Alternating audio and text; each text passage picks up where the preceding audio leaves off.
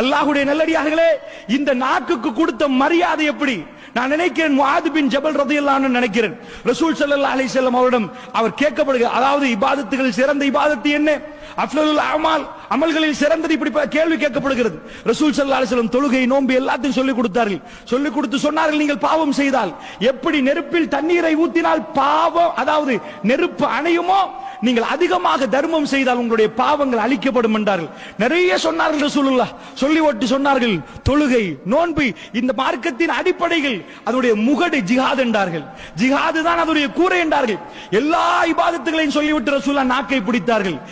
இது தவறாக பயன்படுத்தினால் அத்தனையும் அழிந்து விடும் என்றார்கள் ரசூலுல்லாஹ்.